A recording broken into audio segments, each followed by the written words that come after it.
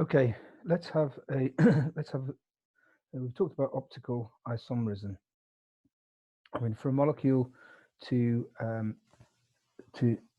be able to exist as two separate optical isomers, you need to have a carbon atom with 4 separate groups around it. Okay, so let's just have a look at, say, for example,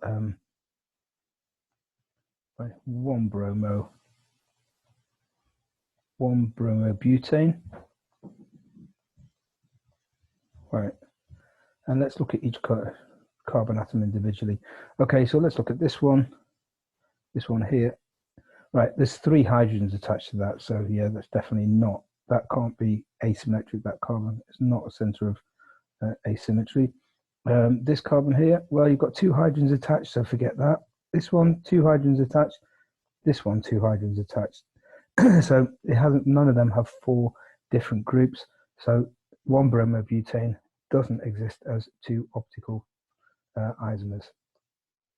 Okay, so let's now look at this one, which is, I'm sure you agree, is 2-bromobutane.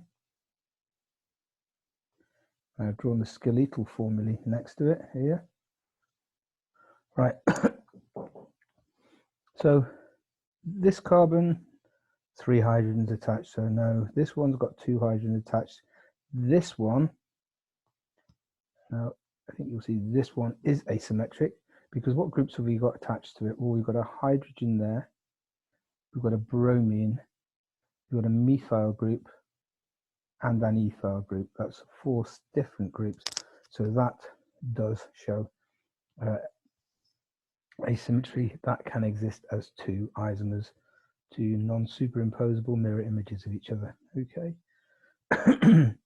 Let's look at this next one here, which is 5 carbons, pentan 3-ol. Right, now most of these carbons, like 3 hydrogens, 2 hydrogens, 2 hydrogens, 3 hydrogens, so we can forget about them. They definitely don't have 4 separate groups. But let's look at this middle carbon. Right, it's got an OH group attached. It's got a hydrogen there. It's got an ethyl group, and it's got another ethyl group. So it's got 2 ethyl groups. So it hasn't got 4 separate groups. So it won't exist as 2 optical isomers. Okay. Okay, let's look at this last one here now, which is very similar to that, but it's pentan 3-ol. 2-ol, sorry, this time, 2-ol. Okay, so that carbon is a CH3, 3 hydrogens, 2 hydrogens, 2 hydrogens. That's 3 hydrogens, forget about them. But let's look at this one here. Right, we've got a hydrogen attached. We've got a methyl group. We've got a hydroxyl group. And we've got a propyl group. So we've got 4 different groups. So that can exist as 2 optical isomers. With the mirror images of each other and they're non-superimposable. Okay, so let's have a look at some more complicated molecules. Most of these are in skeletal formulae, so we'll have a look at the, actually before we do that, let's just think, what is the simplest alkane? So we're only allowed hydrogens and carbons, and we're not allowed any double bonds, that can show optical isomerism, so it can exist as 2 optical isomers. Right, now the approach I'm going to take there is I'm going to take a central carbon atom. Right, what's the simplest thing I can attach to it is a hydrogen. What's the next thing? The next thing I can attach, the next simplest is different. Well, that would be a methyl group. And I need to attach something that's different. It can't be hydrogen, can't be methyl. The next simplest would be an ethyl group. And finally, with this one, well, you can't have methyl ethyl, so the next thing would be a propyl group.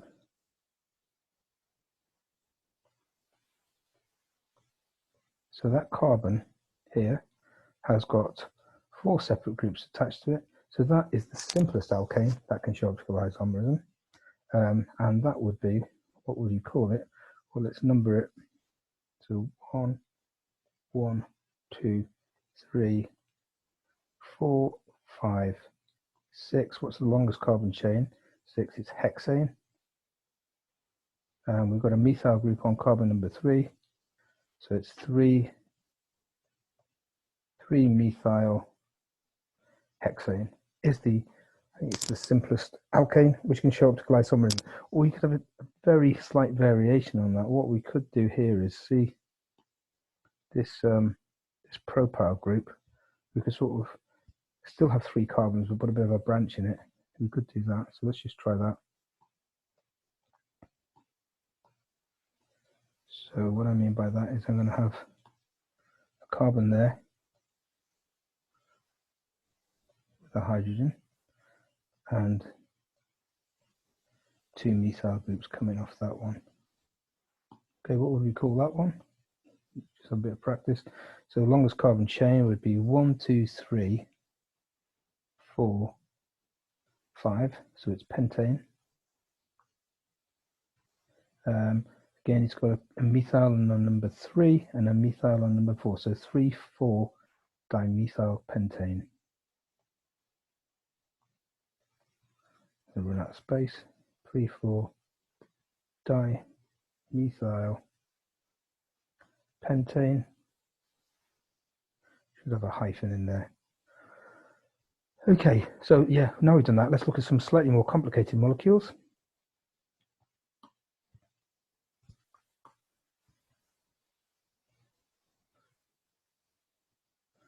Okay, so right, what we got here. Right, let's have a look at cholesterol. Okay, that's cholesterol. And let's see how many, are there any asymmetric carbons here? Right, so these ones here, these are all CH2s, aren't they? So we can forget about them, yeah. They're not showing optical isomerism because they've got 2 hydrogens attached. They can't, yeah. That one there would be the same. They're all CH2s, forget about them.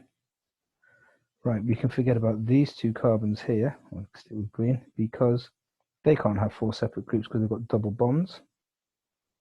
Okay, let's have a look at some of the other ones. They may exhibit optical isomerism. Right, now this one up here doesn't, because it's got 2 methyl groups attached to it, that carbon, so that doesn't. Now all of the other ones that are there, they can exist. Look, right. This one here, it's got a hydroxyl group, it's got an invisible hydrogen which we can't see, and then it's got that carbon and that carbon. Now those 2 carbons are not the same as each other because the molecule's not separate, symmetrical. So yeah, there's definitely that's an asymmetric carbon. That one has got 4 different groups. So is that one, and that one, and that one, and that one, and that one.